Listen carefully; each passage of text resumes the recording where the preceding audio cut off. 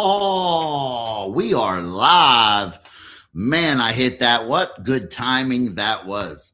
So what is up, everybody? Yeah, buddy. We got a champion in the house tonight. It's kind of why I'm laughing and smiling.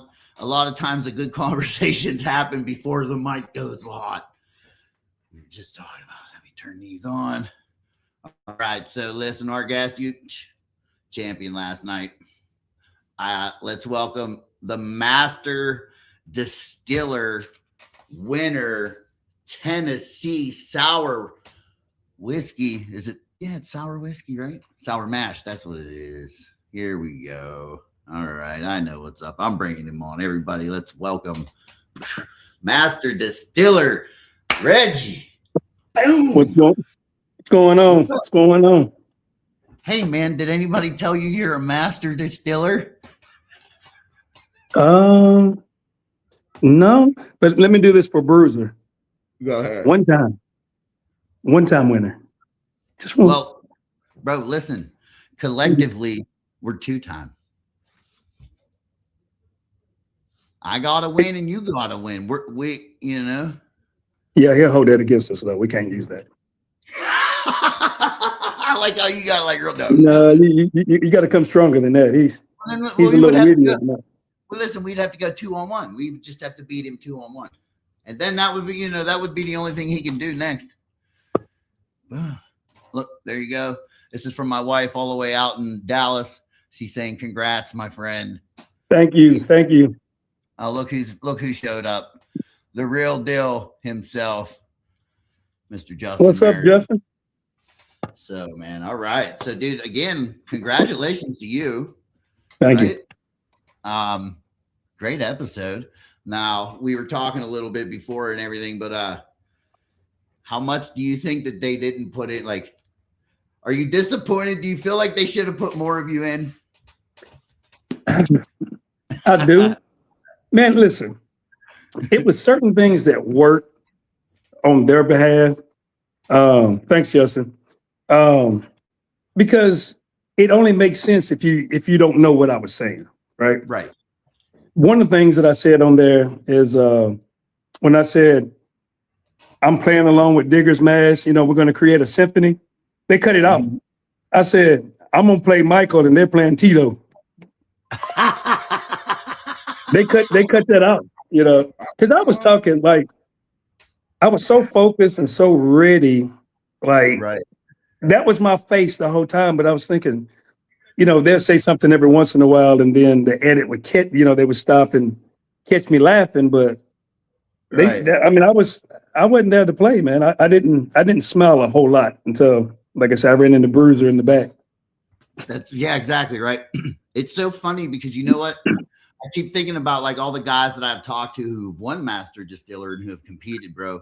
And even, dude, I even had the same exact answer as you. Like, even Justin has told me to, dude, I was so laser focused on the mission at hand that I don't even, like, me personally, I don't even remember like when I was looking through the room to get stuff, bro. My ADD kicks in. I don't even know what to pick. So I'm purely going off of like pictures. Or you know what I mean? So it's and I picked what I needed. So, but you, all right, let's get into the sour mash, man.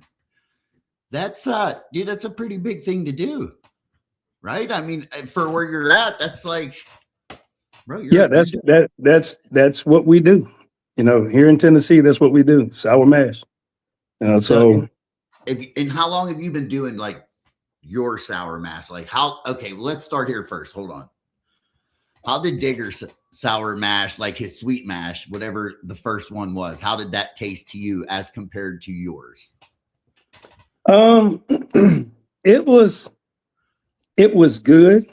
It had good flavor to it, but I don't think he really made it, but I don't think he really made it. I think that was just, talk. That was TV talk. Maybe the guy there are two trees. Yeah, no, but so it was good. Like average? Yeah, I mean, it wasn't bad. It wasn't bad at all. I mean, it had it had a good aroma to it. Had a good taste to it. I didn't, no off notes or anything like that. So whoever made it knew what they were doing. It wasn't like somebody just come in and blindly start making mash. So Right. it was a good house mash. So they make a house mash, and then what do you do next? You cook that house mash, right? We did a strip and run, and that's something that I've never done. I've never done a strip and run, and I've never run a thumper before until the show. It's the very first time. But So I mean, you're a column guy, or just a lime arm or something like that? yeah, just a regular pot still with the line arm. Yeah. Hey, listen, my dude. Do you want to know what I won mine with? The pot still in the line arm. Yeah. I don't know anything else. You know what I mean?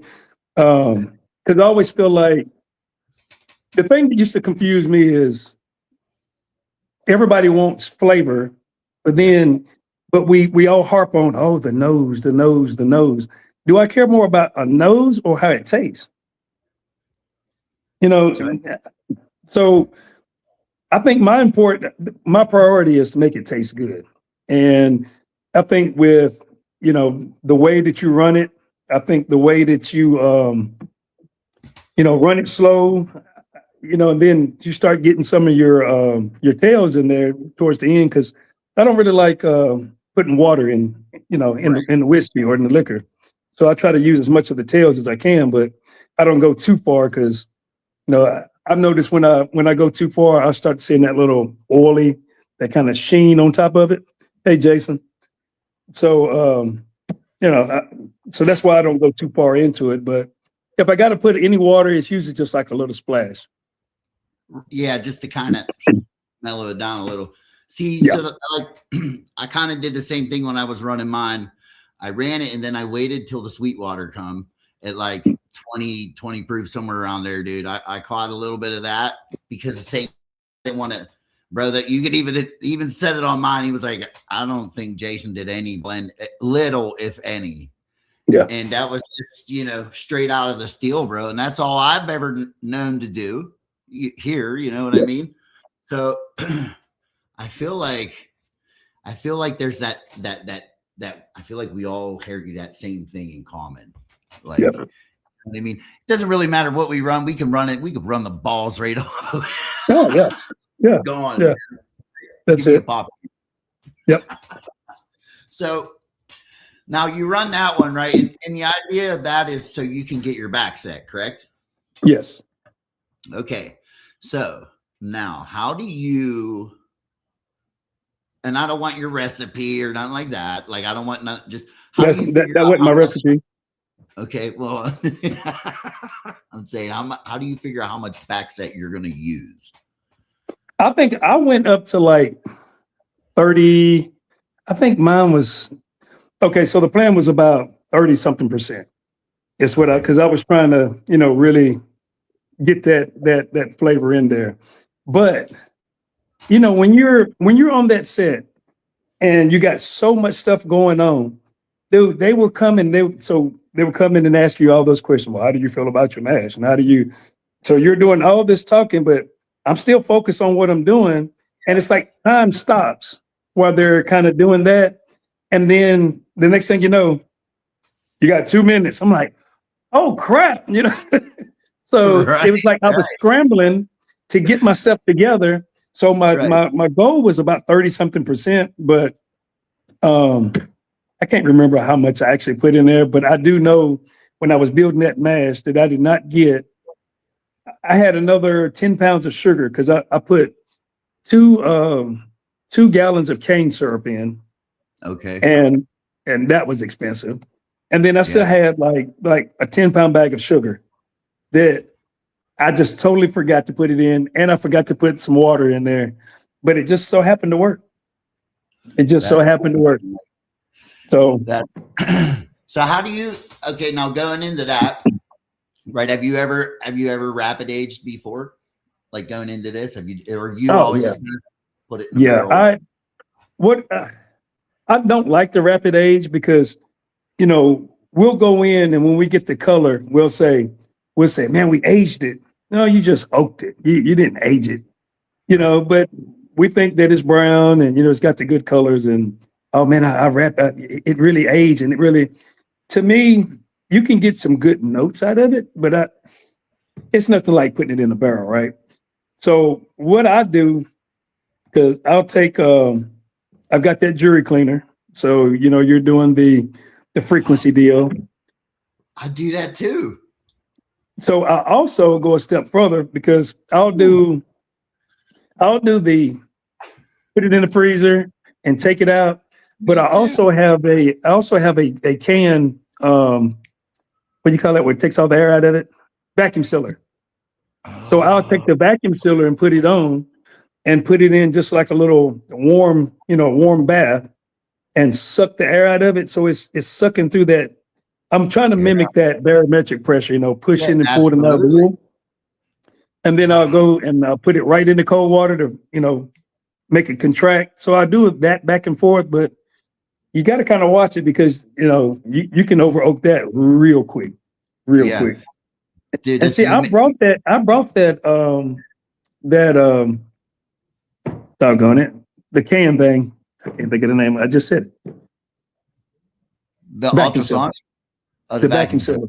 I brought it with me, and when I pulled it out, they said, what you got? I said, this is what I'm going to help rapid age with. And they said, yeah, you can't bring any mechanics. You couldn't bring anything.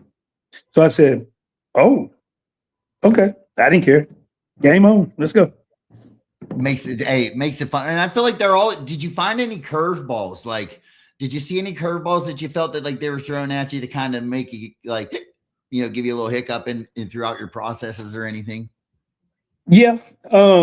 Now see, on my job, we have a lot of butterfly valves. We have a lot of, because we have fermentation tanks and all this kind of stuff.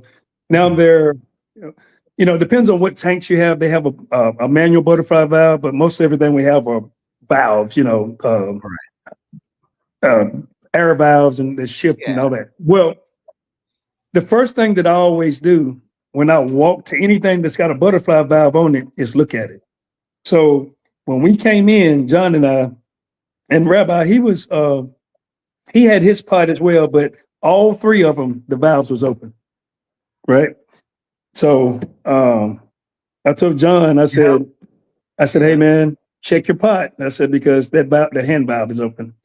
And sure enough, so we were good, but being kind of poured about 7 gallons or so. See, and they didn't really show that, did they? No.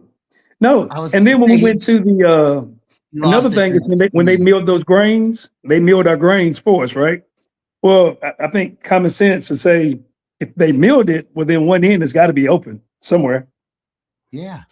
So you go in, hey, Apple Rock, you go in and they was wanting us to walk in with our grains, right?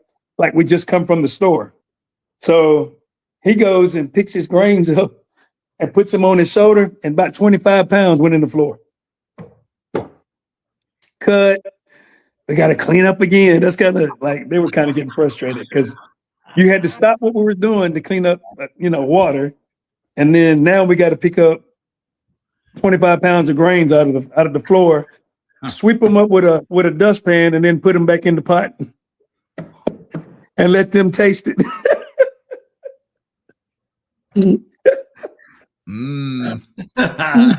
Crunchy. Yeah. That's where that flavor was coming from.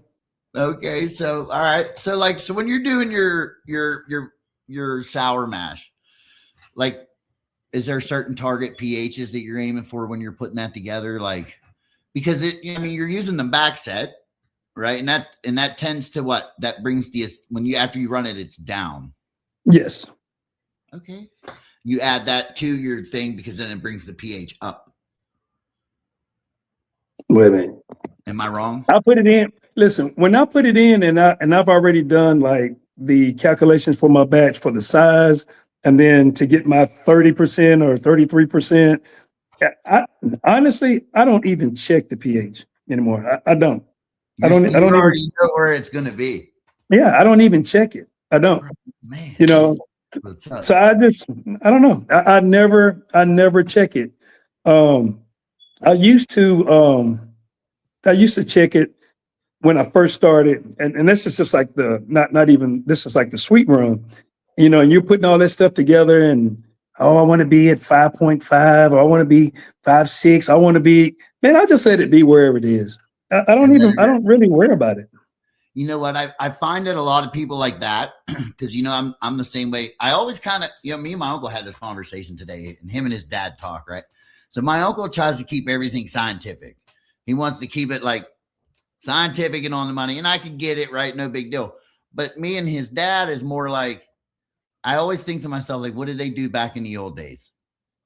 Right. Bro, they had their own like scientific way, but to them it wasn't like, it's common sense in our world, I guess. You know what I mean? Like, right.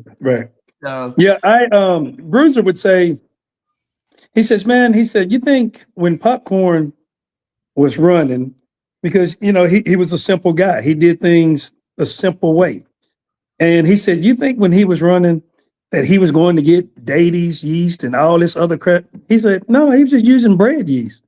He said, we're overcomplicating this thing. What's up, Daniel? He said, we're overcomplicating this stuff. He had one pH question. So, and I'm like, and I agreed with him. I was just like, yeah, man, I guess that makes sense. But for me, I kind of nerd out. So I've got a pH meter. I've got pH paper. Dude, like I'm calculating everything from like my bricks and, all that stuff.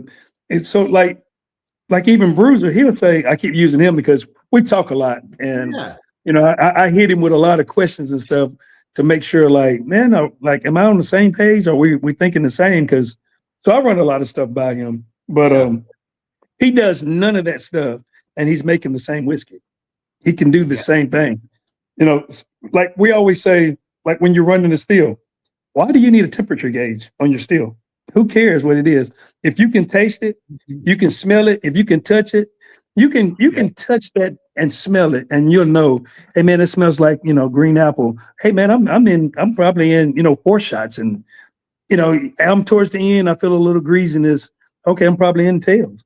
Like you don't really, your palate is really all you need. You don't need all that stuff. But scientifically, I was using it just to, okay, at this time, I heated up my still. I've got this much in here. It took me 3.5 hours to heat this up. So now I've got all this data points. I can go and lay in bed. I can start my still up and get back in bed. And I know, hey, I've got 3 hours and 30 minutes before, when the first drips is going to start. And it almost always happens just like that. So then you can get away from your instruments and just go by feel. Yeah, absolutely. It's kind of cool. Moonshiner Jerry, I had a conversation with him one time, and he broke it down, and he made a lot of things pretty easy for me to understand, right? And I was talking to somebody about it, and it's like, it's all for feel. You can tell who knows what they're doing because they're feeling, right? Like, I don't ever need a temp. Like, don't give me a temp on, like, I don't want one on the still, because to me, that don't mean me nothing. If anywhere, I'm going to put it right over here, right before the worm, because I know at 160, 180, I know what I'm looking for over here. But he was telling me how you can just dial that steam in, man. You can just put that steam wherever you want it and just kind of make it hang out right there. It's that easy. You know what I mean? Like, it really is when you learn how to run your still properly. Yeah. So I've run propane, and I've run I've made my still all electric now.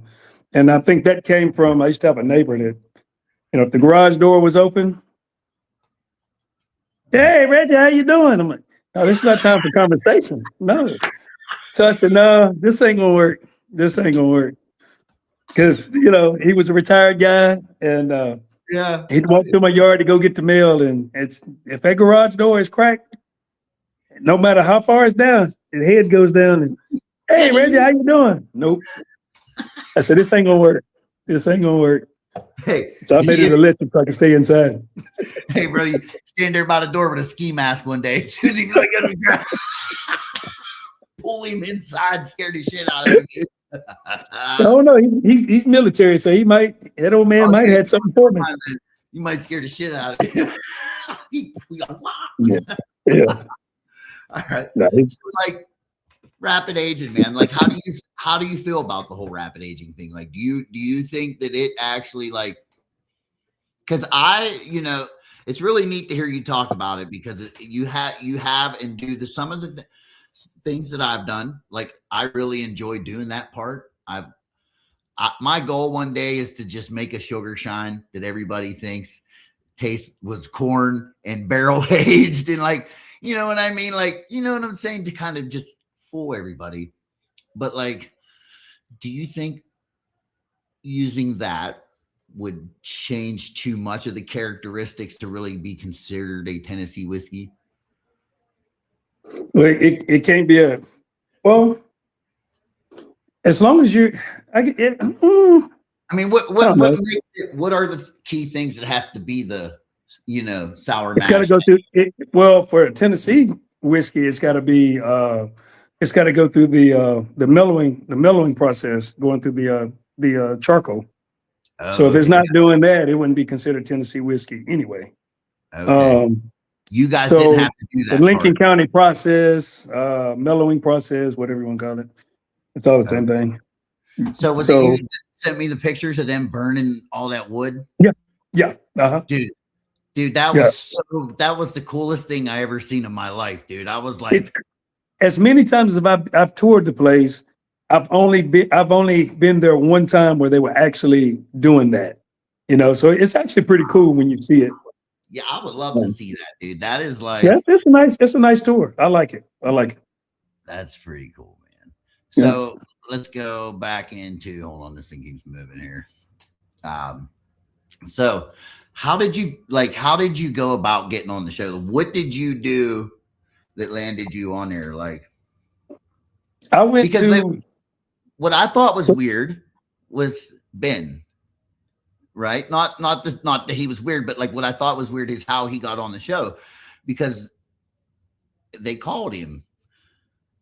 You know what I mean? So like, are they just calling? But see, I don't know. I don't know what his process was, but like for me, I went to Moonshine University, was in the class, and then Cindy Flack, Daryl Flack, Uncle Dum Dum, his wife was in my class as well. So you could kind of see her on when they were showing my trailer and were introducing me on the show, that the woman that was behind me, because that was at Moonshine University. Somehow they managed to show that part of it. So she was the one that was right behind me, blurred out.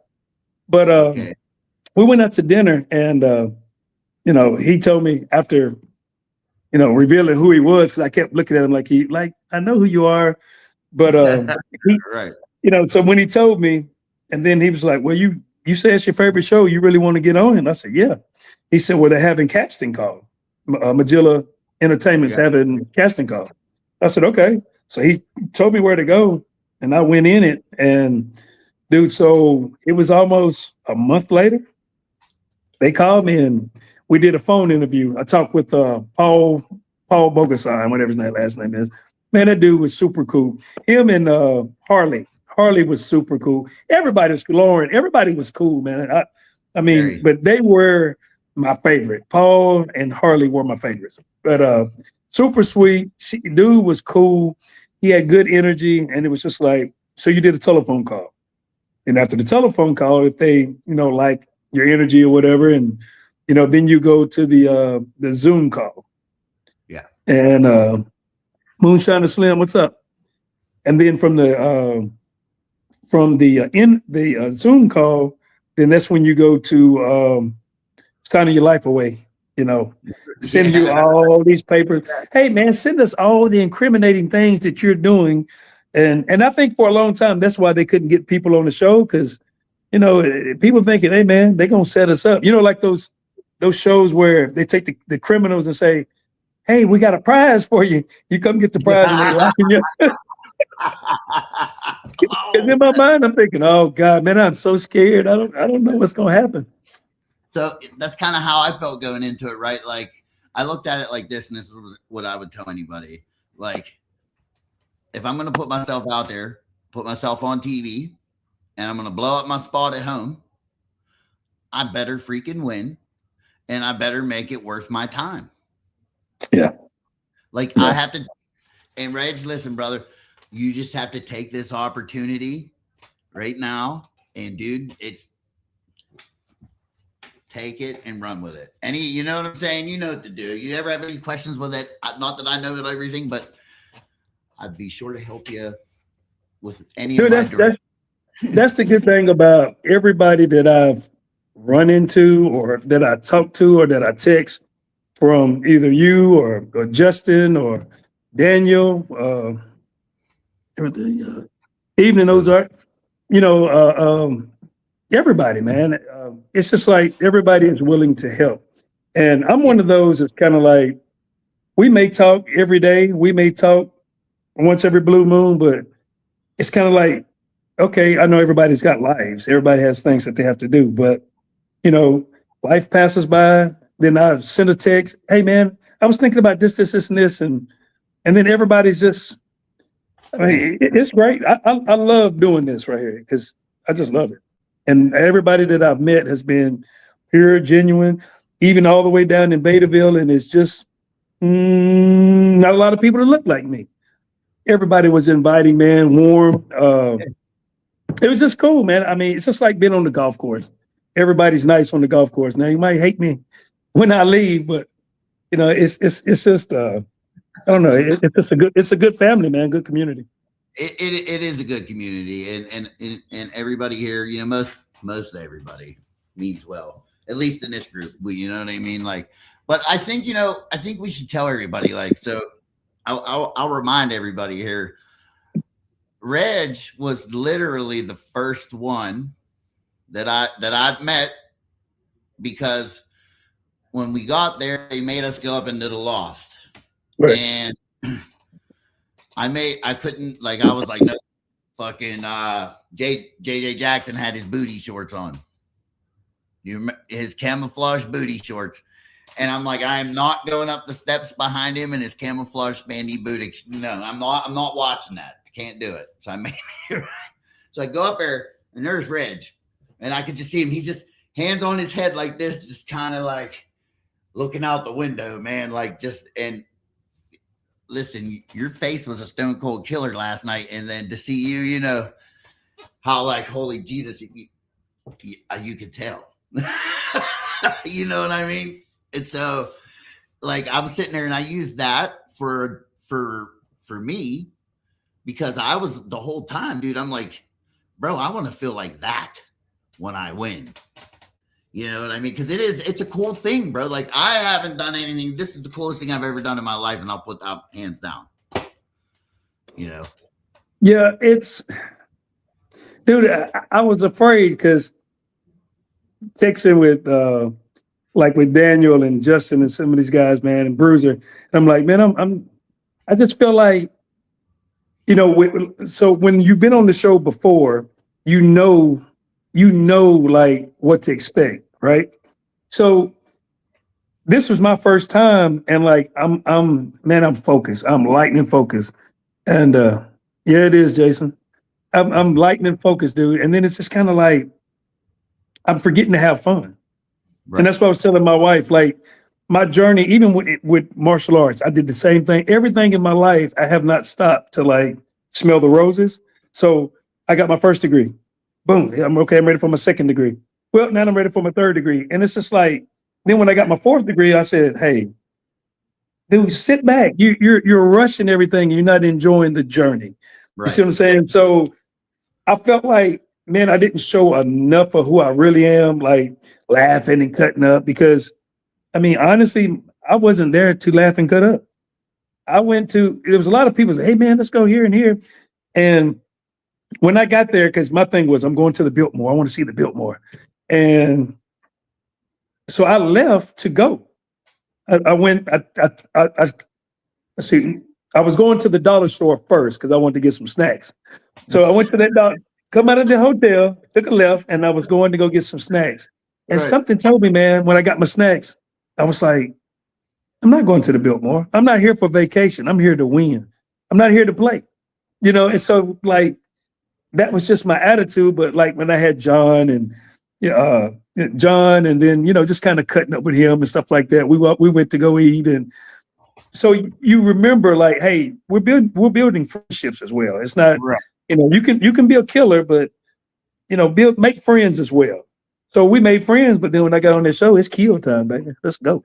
That's how I felt too. Like, hey, cool. Like I didn't want to go out and get all blowed out, and I didn't. Thanks, Lone Wolf. I stayed in my room, and the one thing that I did do to enjoy myself, because I didn't leave, I stayed down here the whole time. I went and played one round of golf in the mountains, dude. I remember you saying that. Just because I wanted to see it, and I was like, you know what? And some others went to, I think the Popcorn Sutton Fest was going on. Some went to that, and I didn't do none of that. But what I did do is I did drive to Gatlinburg one day, walked up, walked down, got in my car, and went back. That was it. Yeah, I stayed after my match was done. Well, then I didn't go back. I just stayed the whole time. So I was there from Thursday to Wednesday, and so I remember Alfredo. He says, "Man, I'm getting ready to go to check on his run or his match or something." He said, "You want to go with me?" He said, "You want to ride?" And I was just like, "Nah, I'm good." I was just, and it was funny when I met him because he was handing out those little Cuban cowboy thing. But that night I was in my room, I kept picking up the Wi-Fi on my phone kept saying the Cuban cowboy. I was like, who is that? Who is the Cuban cowboy? Who is Cuban cowboy? So then when we came downstairs, and then he handed me one of those things, and I introduced himself, and I was like, "Oh, you're the one I was going to get on his Wi-Fi." I went everywhere. That's what's up. See, when like we said the other night, when I heard the name, Alfredo, I was like, because at that point in time, I really didn't. I wasn't like an everyday watcher of Master Distiller. Now, Moonshiner, I was watching that show religiously, dude. Like that was my show, right? But Master Distiller, I didn't. But when I saw the thing, I was like, oh, okay. So then you hear about it, and you're like, oh man, he won season 2. I'm like, oh shit, I wonder, I hope I don't have to go against him. It's whatever, but I would have won anyway. Yeah, he was what was it Navy rum or something? Yeah, he did Navy rum, and then with that one, yeah, he's pretty good, dude. Like, did you taste his coffee that he had? The coffee clear while we were down there. I want to taste that bamboo because I want to see what the hype is because I've heard people say it was good, but I'm not really an earthy person at all. I mean, and I guess that's why my palate for corn, I don't have a diverse palate. I know white corn and I know yellow corn. That's the only corn that I've used. So I can't sit here and lie and say, so when I tasted Bloody Butcher for the first time, I'm like, nah, this is not for me. Because it smelled like onions. It kind of tasted like onions, and nah, not for me. I'll tell you what, Daniel. I stick with what I know. I tasted some stuff that Daniel made, and it wasn't Bloody Butcher, it was Jimmy Red though, and that was really good. That was the first time I've ever tasted anything that was like, wow. You know what I mean? It was was on more of a creamier side, I feel like. And it was really good. And that's probably taste that. I want to taste that Jimmy Red because with all that oil and stuff in it, I want to see what that mouthfeel is, and what it really tastes like. I'd be willing to try it. I mean, I'll try anything. But then when I say, but when I say, oh, that's different. My wife knows that's code word for, I don't think I really like it. Or if they tell you it's clean. Yeah. Oh man, that's clean. Like, oh, man, that's clean. And I'm like, what? Now he's just saying it to me just to be funny, but I already know he likes my stuff. He told me. Yeah, he told me you was his hero. and I'm his hero, but I told him that bar is low if I'm your hero. Listen, Daniel listen, somebody new on the scene. Daniel he needs another on his belt. That way, he's never let down. He always has a hero. There you go. Stars. So, but now, Mr. Master Distiller Reginald, we're not done, but still, I hopefully I get to see you soon, because I got to get an autograph on there, somewhere, like maybe by Amanda or Doug. Oh, show off. Maybe by one of these Master Distiller Moonshiners. You can put your name on there somewhere, huh? Put it on the back of it. Nope, Bennett Peach is already on there. There it is. Daniel's wife did it. You already did it. So, are you? So, all right. So you going into that third round, right? You had to pick your grain. I didn't quite understand that. Now, could you have taken more than what you just took? Like, how was that working? Okay, so when we went in, and you got to remember the way those grains were set up. There was no name on the bag. You just had to look at the grain and either taste it.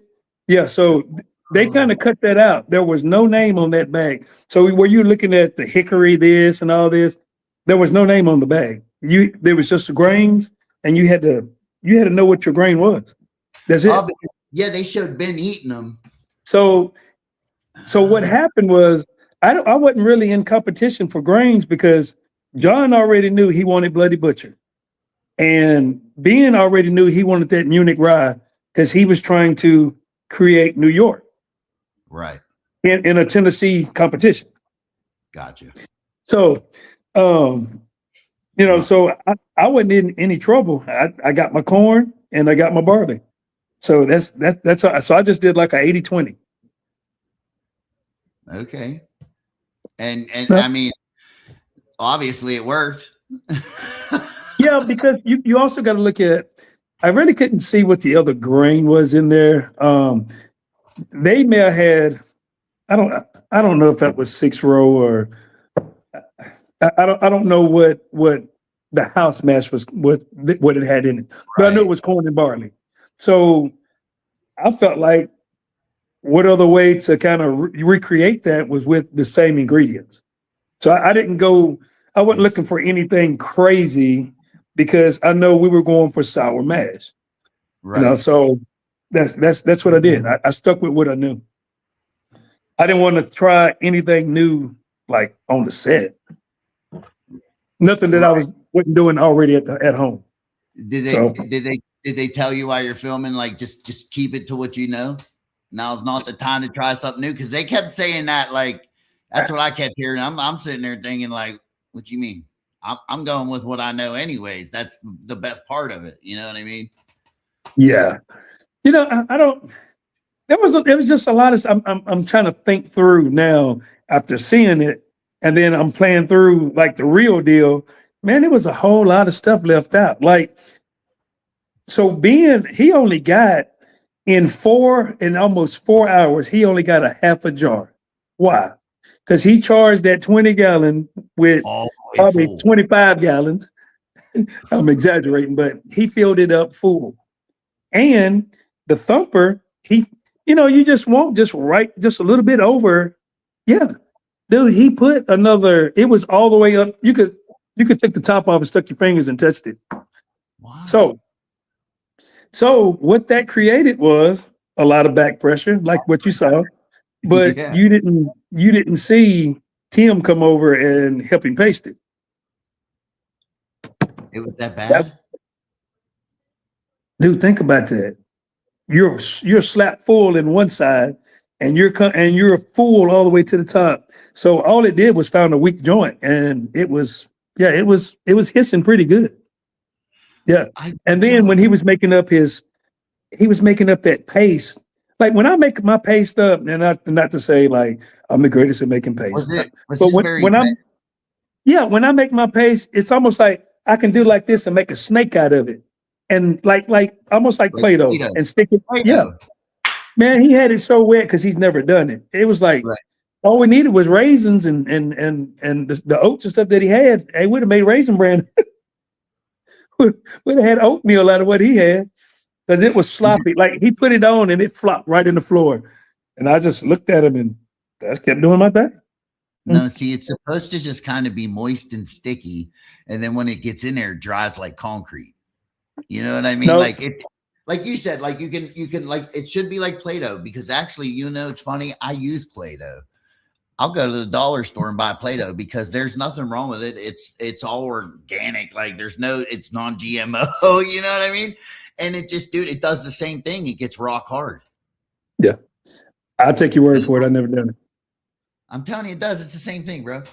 But see, I have 3 stills, and one of them is I paste. But you want to know what I really like? It's a very invaluable tool for me. It's called rescue tape. You don't have to paste nothing, dude. You pull this, it sticks to itself. It's rubber. You go like this, done. Dude, you don't. Or you can get a still that doesn't have holes in it. Or listen, man.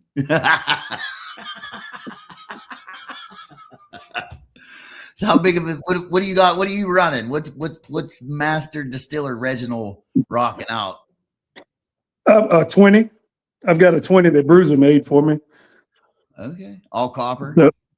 Yes, yeah, and a brand new thumper that's never been used. So you the same way? You don't use them? And I'm telling you, when I got on the show, that was the first time. Look, check that was the first time. That's my thumper. That's a good spot for it. Listen, yeah. I did orange creamsicle clear, and I did it in a reflux column, and I did it with no thumper. And dude, I got 170 some proof orange creamsicle clear. And it tasted? It tasted like. Listen, I wouldn't even taste it at 170. Listen, this is what I did. So once all the heads ran off of it that were, nice and orangey, I shut it off and put a whole nother cup of orange stuff in there. Dude, right in the pot. I feel now, and this is what I feel. I feel that you're going to get more flavor transfer from that steam that's in the pot than trying to pick up that transfer from just infusing it from the thumper. Am I right? Make sense? Like yes. I'd rather take the steam, with it because it's got to go back in, and then you lose some of that in a thumper. Yes. Yeah. What's his name did, right? I mean, I don't know who fills their thumper all the way up though. That just here's the thing, didn't they say right? You had to know how to run a still. You had to know how to make it. But see, safely. I thought because that was one of the things that I said in my interview, and they were asking, how was my competitors, and I'm like, well, John, he's doing the same things that I'm doing. He just has a different grain or whatever. I was like, so I know John knows what he's doing, and I said, hi, Lisa, thank you. But Ben, he said he was talking like, yeah, I don't care how it comes out. I just, I'm just going to run it hard and fast. And I told John, don't fall for that. I said, he may be sandbagging. I said, I don't know yet, but So did you taste John's going in? Okay, because I almost feel like I feel like, and I'm not trying to be biased or not any of that, but I feel like if he had to push that much through that thumper, man, like that, why? So basically, all he did was took from the strip and run. Most of his stuff came from the strip and run because he only had man, I don't even think he had a half a jar. I don't think he had half a jar. So he had to blend that little bit that he got with what he got from the stripping room. He didn't have anything.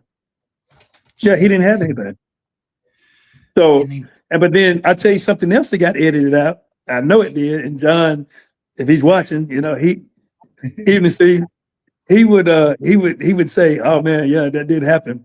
When we were standing there, and of course I'm standing there just like I was, and it says, "John," I said, "Huh?" That's what I did, "Huh?" And John was like, he just kind of smiled because like my reaction to John leaving versus, what Ben was doing, it just came out like, "Huh?" And we laughed about it later. And I was like, "Dude, I don't know." I said, so for me, I'm like this. I want the best man to win. I don't want to do any cheating. I'm not going to cheat you, and I'm not going to let you cheat me, right? So I want the best man to win. But I don't know. After that, I'm kind of thinking, is there a motive here? I'm just being honest. Is there a motive? Like, is this going to make it better for a showdown instead of, like the two Tennessee boys that's doing what we know how to do versus somebody that has a total different profile with the Munich rye and the spiciness and all that? Yeah. I don't know. So now like in my mind, I'm the best going in this competition. I never think that I'm going to lose. Can I lose? Yeah, I've lost a lot, but I probably won more than I lost. But still, that's just my mentality. Who's coming all the way to this distillery to say, "Hey, I might lose"? No. Mm-mm. So no. that was how I approached it. But I got to be honest. When John left, I said, "Oh, it's gonna be some bull. This is gonna be some bull." That's what I was thinking. You thought they were gonna pull Slick one up. yeah. Slick Willie's coming out. That's what I was thinking. Man. So how many total jars did you run, bro? Because I seen you over there. You were back there numbering shit. Like you had a lot of jars behind you, dude. I think so. On that first run, on the stripping run, I think I did about 12. Okay. And then on the next run where we were running the thumper, which that messed me up because I totally forgot it's going to take me longer to get into the hearts running that thumper because I'm getting a higher proof. Totally forgot about that. So like we were kind of pushing, like I'm still in my heart and trying to, get that proof down. So I think I used jars. I blended jar 6, 7, and 9. I think that's what I did. So I had to get the proof down. I had to get that proof down. What's up, Jeremy? 2 years ago. He has no idea. You're right, because I'm old. Listen, I feel for you, man. 2 years is a long time, bro. 2 years, but you know what? It's a cool experience, and it's definitely well worth it. You know what I mean? It's nothing but positive things have happened. Dude, I want to do it. I want to do something again. Like I want to run against somebody. I want to get a team, and then like a team run against this other team, and like throw all this is my buddy, and I'm cool with this guy on the panel. Let's just do it. Just make a competition out of it and have a prize, and then everybody have fun. Yeah, man. Absolutely, because this is the best part, right? It's like I treat it kind of like golf. I don't want to play golf with somebody that's as good as me. I always want to play golf with somebody who's better than me, because that means I'm always going to learn. And I love to teach. Like I love to teach people what I know about this. Right, about making moonshine. Like if I know something, I don't want to hoard it, right? I'm not one of them guys. So I get a lot of satisfaction out of helping and teaching. And that's one of the things that have come from this too as well. I'm going to beat Daniel to it. He's going to say, you can't teach anybody making sugar shine. I beat you, Daniel. What? He'll chime in. Say that again, sir. There he is. There he is. I know they give you crap about sugar, Sean. They do all the time. All the time. But you know what? Listen, they can give me all the shit they want.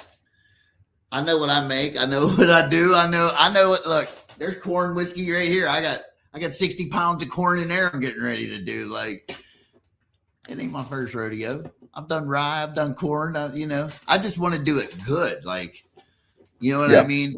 That's what I want to do. I want to do it good. So if I'm going to do it, so like the whiskey, that's one of the first things, right, that I actually started doing.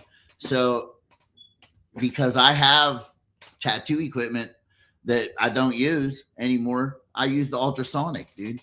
Right. That thing, not only is it good for wood, but like if you're going to do like limoncello and stuff like that, anything that you're going to put the pills and soak the pills in and put in there, it's going to speed that up, dude. You're going to get that, dude, because they say soak it until they turn white. Yeah. Bro, 10 minutes and they're ready to go. I'll tell you, the humblest experience was, I felt like, well, I'm going down to Moonshine University and I got this liquor and I'm gonna let them tell me about it. And I really think it's pretty good. And oh man, I've talked myself all over it, To do some, to be real. So it was kind of like, okay, got down there and gave it, oh yes, it's a nice color. Like, I'm kind of not sticking my chest out, but I'm proud of that jar. Those 2 bottles that I give them. And they took it back and analyzed it. And when they come back and says, it's a little immature. It's this, it's that. And it's got a little, probably run just a little bit too much of the tails in there. And I'm thinking, man, it's got good flavor in it. They run too much of the tails. Oh man, it's like they ripped it all apart. And I had the nerve to think that I was good. Man, I came home and I was just like, he said, oh yeah, and it's over oak. The guy told me, he said, let me guess, you've got like a 2 quart or 3 quart barrel. You've got this. He called everything that I had like he was in the house with me when I put it in the barrel. Right. Dude, I was just like, okay. And I got a nerve to let Uncle Dum Dum them taste it. And he was kind of like, but now knowing like the guy, it was over oak, I was like, man, this is terrible. I went home and poured all that stuff down the drain. Just start all over and hey man, okay, so let's get really into the science of it. So that's one thing I can say at Moonshine University, they did the stuff that I thought that I was doing right. I was, we were getting there, but they tweaked what I was doing, and I felt like that's what made you like. Yes, that's what I feel like. So I met the Moonshine University. It's the one with the yellow logo. Yes. Mm-hmm. Okay, so I met them in Arizona last year when I went for a liquor convention, and I met them, and then there was a yeast company, I think Fermentus or something like that, and they were both explaining to me about sugar chains, right? And the way they kind of broke it down to me made it like, dude, it all clicked in. The way they explained to me sugar chains and how the yeast and glucose, fructose, maltose, like they explained all that to me. And once I realized what they were talking about, now you have a firm grasp on that. And yes, Firm Solutions, you got it. And you have a firm grasp on that. Like, so you're able to, okay, it's just like a plant, right? In a sense, like I want to know what this plant does best on. Right? Like this food is going to make this plant do the best. All right, well, let's just give it that, right? Same with the yeast. Well, I know this yeast is going to eat this kind of sugar. Let's just give it that. Mm-hmm. You know what I mean? Now, when you're making your stuff, is there like, what kind of yeast is Master Distiller Reggie throwing in there? It's either Dady's or it's that, dude, I've experimented with Dady's. I tried the 1118. I've tried the bread yeast as well, but I started when I started playing. Oh, and also I was making wild yeast.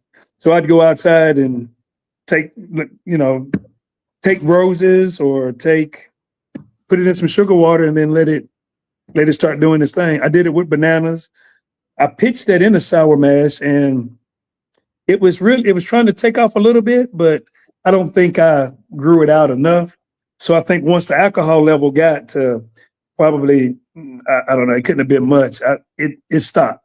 It stopped bubbling and everything. So Right. I finished it off with dailies. But a lot of times I'm mixing daily when I'm playing around. I'll mix daily with the bread yeast. So when the bread yeast gets to that tolerance to where, hey, we can't take any more of this alcohol, but then the dailies kind of finish it off, because that bread yeast it's not as, it doesn't get as warm. It's not as active, and so I normally just use dailies. Okay. See, I've never, I don't know. I don't know what it is. I've always kept it cold and in the fridge and out of the light and all that. And I never have luck with daily ever. Right. So I think maybe that's why I kind of gravitated more towards the turbo on my end. Okay. I know everybody, turbo, but look, I talked to the dude at LD Carlson the other day about this, and if it's just like anything else, if you know how to use it and you know how to use it properly, it's going to work for you, right? Yeah. I can use it and it ain't, dude, listen, you ain't going to taste no nasty, bad off flavors. You ain't going to get no fart smell. You ain't going to get none of that, bro, because I also use bread yeast with it, or I'll also use EC 1118, or, you know what I mean? It's not always just turbo. Yeah. Right? I've noticed, like, with the, with that bread yeast, it just, bread yeast, if you mix, like I said, the bread yeast and the dailies, you'll get a certain, and you'll get that bready kind of smell to it. But yeah. I've noticed with dailies, because I'm doing an experiment now, if you get to about 71 degrees, yep, it's doing nothing. It's doing nothing. Yep. So, but you've got to, but if you inoculate it at like 90 is going to be the high end. Well, I was doing it at 93. Oh. And then I called Bruiser the one time. I said, man, something is going on with my, what do you think it is? And we went through it. And then come to find out, I was putting the yeast, that yeast was too warm. So it was stressed out going 1,000 miles per hour, trying to, all revved up. And that's where I was getting that smell from. It took me 3 batches to really figure that out. And then now I take dailies. I'm going in like, man, I've been inoculating my tanks like at 80 to 82. So when you say inoculate, you're keeping them that yeast. Dude, I'm sorry. That's a work term, because we inoculate the firm tanks. I got you. So but yeah, I pitch the yeast at 80 to 20, between 80 degrees or 82 degrees, and I don't have any issues whatsoever. Like, no off smells, no, none of that rotten egg stuff. I mean, it's not a explosive fermentation. It's just like you just kind of hear it just, you're just roaring just a little bit. Your bubble. Mm-hmm. Yes. Yep. Right. Because I know exactly what you're saying, because turbo yeast, like, dude, you'll come downstairs and everybody does it wrong. Like, let's put fish tanks in here. Let's put the fish tank heaters in here. Let's keep this warm. Listen, if you're going to touch the side of your fermentation vessel and it's warm, if it's warm to touch, that means it's over 98 degrees, which is what you are. So if it's warmer, just warm to touch is always going to be warmer than you, right? I never thought about that. Yeah, that's got to be true. Exactly, right? So if you can feel your barrel is warm to touch, so it's over 98 degrees, it will tell you on the back of your instructions, at least for turbo yeast, optimal air temperature, which means inside your vessel. So if you're overworking it, keep it cold, cool it off, because that's the first thing that's going to be happening. It's going to give you them off flavors too, is because it's overworking. So dude, like what I did last time is I put it in a cooler room now. And dude, it went from like violent bubbles before to like, blah, blah, blah, blah. Yeah, I try not to let it fluctuate too much. You know what I mean? I don't want it to be a big spike and change. Right. Why? I don't know. I just felt like the way we firm at work, you get a more consistent fermentation if you're not dropping from. Right. But what does that do for the taste? I can't tell you that. I think a lot of this stuff is stuff that we say and we try to make common sense out of it, but you haven't really done the study or your test to see how it affects your flavor or taste. Yeah, see, I just felt for me this time, man, like, because I've had that happen before where, dude, it just violently works. You go down there, you're like, oh, yeah, because I have ADHD, so I got to see something happen like now, right? So, like, you go down there the next day, you got to put more water in the bubbler. You don't want that, man. That means you're slow it down, right? Let's keep it cool in here because it says 78 to 79 degrees or 80 degrees on the high. So if you're feeling it, it's over 98 degrees. It's warm. Let's cool it down. Then it doesn't get overworked and it tastes better. And I think a lot of that comes from like, man, when you're passionate about doing this stuff, you just want to do it. And you want to, man, I can't wait to pitch this yeast. And then next thing you know, you really feel like, well, I probably should wait till like in the morning to pitch this yeast so this 15 gallons can kind of cool down. And well, I want to get it in now. And so I'll go ahead and stir it on in at 93 degrees. And then the place starts smelling like rotten eggs. Yeah. So now listen, if that ever happens to you again, good. It won't. But if you catch it early enough, you can actually put the frozen bottles of water in there to cool it down, and that will, kind of crash it out a little bit because again, you don't want it to be. But you know what you're doing, bro. You're a master distiller now. I'm just not in a hurry to do anything anymore. Not when it comes to this craft, because anytime you hurry up in this craft, something is not going to taste right. So dude, thank you. Listen, you know what? I'm going to tell you, you said something about the passion, right? But you know what we do in this, like people like you and me and all the other royalty in here and home distillers, right? We turn this passion of ours into an obsession, right? And we've learned to take that obsession. Maybe it's backwards. We've taken our obsession and turned it into our passion because this is what we really, truly love to do. Like I can sit here and talk. Like I could have the shittiest day in the world, but as soon as we start talking moonshine, or if my uncle calls and says, hey man, I'm putting a mash together. I'm like, you know what I mean? So I think this is like for, the path, man. Yeah.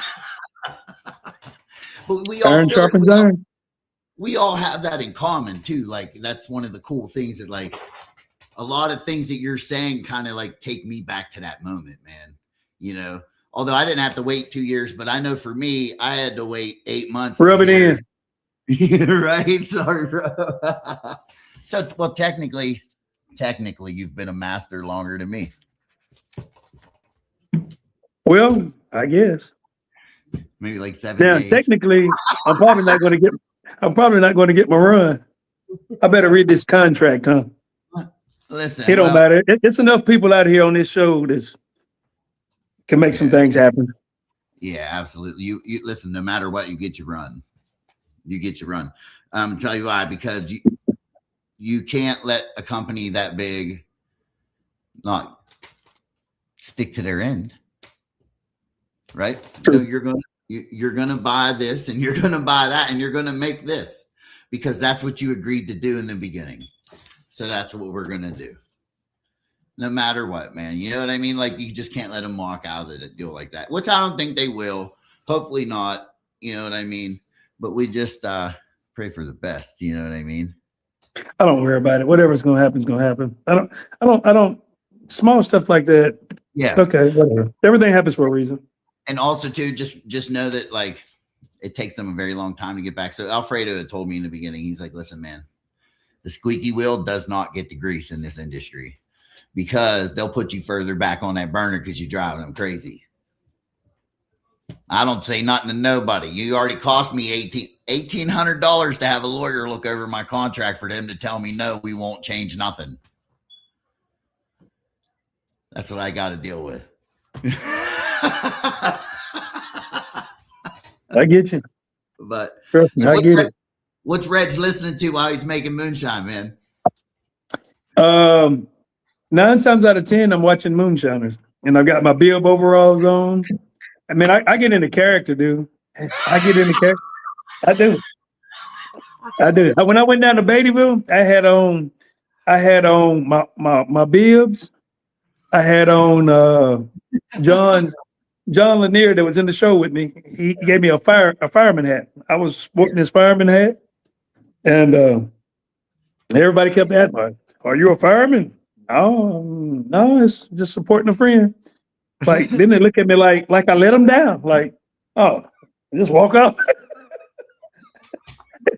I started telling them, yeah, I'm a fireman. But my dad was a fireman for like 37 years. And okay. So, you know, I know all about the fireman life. I've spent most of my life down in the fire department, seems like my youth years. So now how does your wife put up with all the liquor making? Dude, it's your biggest fan. Oh yeah, biggest fan because she understands there's like 2 things that calm me down, and I'm gonna let a little secret out. I love Bob Ross, and I love my grains. So when she comes home and Bob Ross is on and paintings, and that's what I love. That's what I love. Bob Ross and doing this. Now, when I get on the other aggressive side and I'm ready to fight, well, then there's another. There's other things that's going on that I'm watching, and certain musics and. Listen, are you that guy that listen? And I know how I am. I'm watching UFC. You watch UFC? Obviously, no, because I've been to some of the matches, and it's kind of like after you do it for so long, you can look at it, but that's not like your first go to. Same as boxing. Boxing sucks now too. See, I watch UFC, man, and I feel like I'm like moving in my chair, like trying. Yeah. You know what I mean? Like, oh God. So yeah. I envy you, bro. That's why I said, like, when you said send me a shirt, it was in the mail before you even said shirt. Well, I got a few I'm probably gonna have to ruffle up on this show right here. I won't call the names out. Let's get my stuff in the mail. Listen, I took him serious. I had to get it out real quick. I figured you'd be wearing one today. I don't have one. That's going up like for my little man cave. It's going to be distiller themed. So, I'm putting pictures up and framing them, and that's so I'll never wear that shirt. Oh well, then I'm to get. So if you want me to wear a shirt, well, send another one. I guess I could buy one.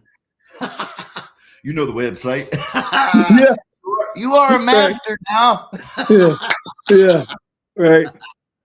Just listen. I'm just going to give you a heads up. Not that it might not already. I mean, everybody's. That inbox will start getting full of. Hey man, how do I get your liquor? Hey man, how do I get your liquor? Don't fall for it. No, not at all. I'm some dumb, but I ain't plumb dumb. Well, I know. I'm just saying, some people, there's certain few that it's, it's funny. Well, I actually think it's funny, the ones that will come in your inbox and say, hey, send me a pint, send me this, send me that. I'm like, so my cousin said something on there, and I was like, hey man, I said, no, sir. I don't look good in stripes. I don't look good in stripes. Listen, we already know a guy named Daniel Stevens. He got arrested for that. We're not going to do that. Yeah, but he got all of his charges dropped. Purely speculation. He said, "Watch here, what's he saying over here?" I knew he was chiming in. I knew he was chiming in. He's X. He used to have street cred, but he got that taken away. Oh, so he's not the triple X anymore, just X. He might just be hashtag. Oh, who knows? He's just one slash. I got you. Anytime I can take opportunity to jab at Daniel, I have to take it. Right. So like, you don't understand, Reg, listen, I got, I've been wanting to talk to Daniel for a long time, and now his episode is coming out. please make sure you tune in that day, because I think he needs, win or lose. This is what I told him: win or lose, you'll always be my friend, Daniel, but I don't have time for a second place friendship. So well, you better win. That's actually first place, because that's first loser. Well, I hope he ain't the first loser in his episode. I hope he walks out like you did, my friend. And congratulations, brother. It's Appreciate it. Too long overdue. Yeah. Right. That's true. Take every opportunity that you can. Take it. You know, it's never bad to have too many irons in your fire. I think you just said that the other day. I did. I think I'm rethinking it now, though. Right. I lied. I'm taking it back. So, I mean, you got any plans? Like, you got anything, you know, you got websites or social medias? You going to start, you know, doing any of that, getting that up? I probably will at some point. Dude, I'm just laid back. Let me tell you the hardest thing for me, because we were talking about this when I took my new job, and it's like they want you to come in. So everybody teaches team, right? So like as a team player, me and my guys, we're kind of like, so say that I mop the floor. When I give my pass down to the other guys, we mop the floor. Hey, Adam, everything is we, because right. that's just how I am. Well, then when you take these jobs, and it's just kind of like, well, it's got to be doing like an individual development plan. You got to talk about what you do, how you, Dude, I failed at that because one, let me show you what I can do. I don't really want to talk about what I can do. Let me show you what I can do. So it's kind of like, dude, when you get, and then you have people wanting you to talk about yourself, that's always hard for me because, man, I'm a team player and I'll do whatever it takes to make the team successful. But then when you've got it to where I've got to throw somebody under the bus, or I've got to talk down on somebody to make myself, higher, right. I can't do it. It's not in me. I can't do it. Right. Yeah. We're here to lift each other up, man. It's easier to lift each other up instead of bash each other down. Yeah. Yep. I think that's it. And just take those opportunities, lift people up. Period. That's right. Yeah. You're gonna get in what you get out, or get out what you put in, But I hope are you celebrating this weekend or anything, or what's up? You gonna go out and have a few sour mash Tennessee whiskeys? Dude, we did a little watch party, and we had our little cigars and our little drink, and because I'm not really like a drinker. I will drink, but like right now I'm drinking sweet tea. Yeah, I don't know, man. I don't have to. My celebration is just getting off from work and chilling. That's it. That's it. That's it. Just chilling. Yeah. I don't really go out. I don't really, for so long, I even made like a little book and like a how-to, and for a lot of stuff that I've tried, and then stuff that I've seen that other people put up. And then I read it and I was like, okay, yeah, that's good stuff. Give them the credit, but I'll take that and copy it and put it in so I've done this, man, for so long to where I really wasn't going out at all. Now me and my wife would go and get something to eat, and I'm back in here, and it's just like I'm in school, and it's time to go to bed, to get up to go to work, to do it all over again. And it's just like, man, that's fun to me. Like it's wonderful. Like if I could distill all the time, that's all I want to do. I just want to make some whiskey. Some legal whiskey would be good. Right. Let's just flood the county, baby. I don't look good in stripes, baby. I told you once. I think you need to make some whiskey together one day, dude. Absolutely. That would be a good time. We can make it happen. I'm down. And you just say when. We'll do a little surprise run. We'll show them that, maybe we'll have to all meet we'll all meet in Pigeon Forge. That's always a hot spot. We like it up there. Cabins, or try to get Bruiser to come. He turned me down. Why? Oh, he's Fred. I hope I said that right. Fred. That's Frozen, not. He said it. I didn't. I call him Frozen Snot. I know, Fred. And that's something else too. I like to, because I got on to you the other time. I like acknowledging people when they come on, because for you to take out your time to come and just see what we're saying, when you could be doing something else. Same thing. Like my notifications have been going crazy since that show went out, and I'm going all day long, dude, trying to speak to every single person, because I just feel like if you took your time out to say congratulations, at least I could just tell you, take my time out to say thank you. I appreciate it. You appreciate it. Jeremy, I'm coming down there. Yeah, I'm looking at it too. I'm like, shit, don't invite me more than once. I'll come on down. He's down in Florida, ain't he? Somewhere down there nice and warm? Yes. What part, Jeremy? Is it not Jacksonville? Daytona? So I can make 2 stops, because I can go see Uncle Dum Dum, because I said I was going to come down that way too. So they're in Florida. My friend Cindy over here. She's a wild one. So thank you, Cindy. Cindy actually sent me a picture, like a video one day, and it was the first time I've ever seen a video of Maggie Valley, the Hillbilly Jam. And the very next year I was there. And then the very next year after that, I won Master Distiller, and I went back again that year. So I'll be back for year number 3 this year. So that's in what, July? Is that July? Yep. That's the end of July. It's the 24th, 25th, and 26th, I think. And bro, that's my birthday weekend.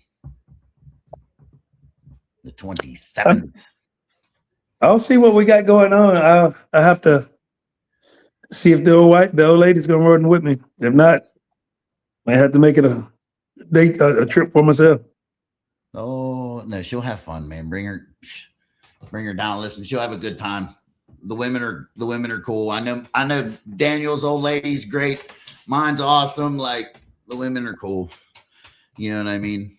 They are. And if they ever have, if she ever has, your wife ever has questions about any of whatever, this or what you're doing. Dude, we just get up. We go with the flow. I don't worry about anything. Whatever's gonna happen is gonna happen. I don't worry. I don't have a fear of a man. No way. I don't. No. So no. I always think, like, I don't ever think anything is going to happen to me, or somebody's gonna. I don't ever think about like stuff like that. If anything, as far as like putting, like advertising and doing your Master Distiller thing or anything. I'm game, like that, Jeremy. Some of this, getting your cards out or whatever it is, that kind of thing. You know what I mean? We're always down to help if you have questions or, stuff like that. Like, see, we can go down there and make moonshine with Jeremy. Hey, Jeremy, why don't you, with your distillery, come up with a Master Distiller and invite us all down? Ooh, we can do a distill off in yours, Jeremy. Ooh, the plot thickens. Jason just earned an announcing job. Bom, bom, bom, he said. And here comes Bruiser. Yeah. He bopping his way, and I can see it now. Mm-hmm. Listen, it's only room for one-time winners. This is a one-time winner thing. Two-time winners aren't allowed. Right. They have to go somewhere else and hang out with the other two-time winners. There ain't any. That's right. And there won't be any either. That's right. You think they're done? Hey, then well, I feel like the way because we all were season 7. So I feel like the way they broke up the 12 episodes and did 6 and 6, I don't think they're picking that contract back up. I don't. Unless something drastically changes, I don't think they will. So, and that's how I feel. Like, here's how I look at it, right? they're always like, everything that I would hear would be like, they would be like, well, it's not getting the ratings. Master Distiller don't get the ratings. And I'm sitting there thinking, how could it not get the ratings? Because it's on directly after Moonshiners. You know what I mean? So I'm watching both because that's like my favorite show. Now, here's a good question for you. So have you ever ran it? So, and this is from my experiences, right? Doing like, so have you ever had to run into an issue and then lo and behold, you're watching Moonshiners one day and pow, they fix that issue for you? Yeah. Dude, I've seen Moonshiners, like I've seen every episode probably 3 times. My wife used to trip because I was watching Moonshiners every single day. That's all I watch. Now, if you're not a distiller and you can't discern like some of you got to be able to pick the nuggets out of it. You know what I mean?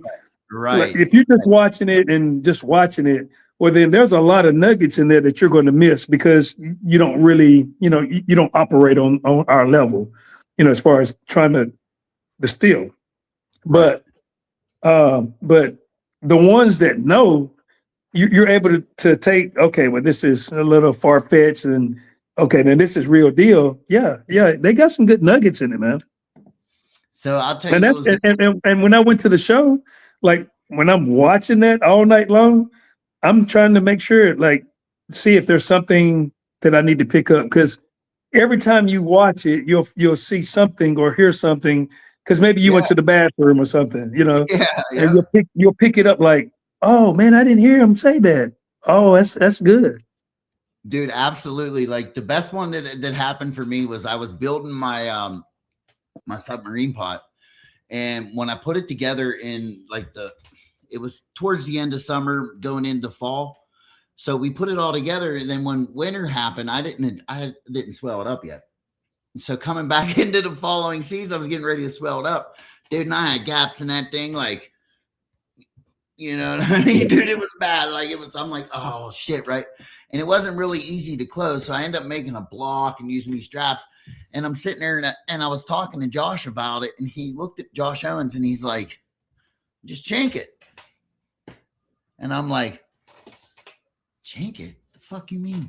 I ain't ever heard that before in my life. Chink it. He's like they do with log homes. Chink it. He says, rip pieces of your shirt and it's pound it in there. You got to stuff it in and pound it in there. He said, dude, it'll be watertight, airtight. He's like, you'll never have a leak out of that spot again once you swell it in. I was like, good Lord, dude, here I am trying to. I could have just been pounding some old shirt in there or something, Right.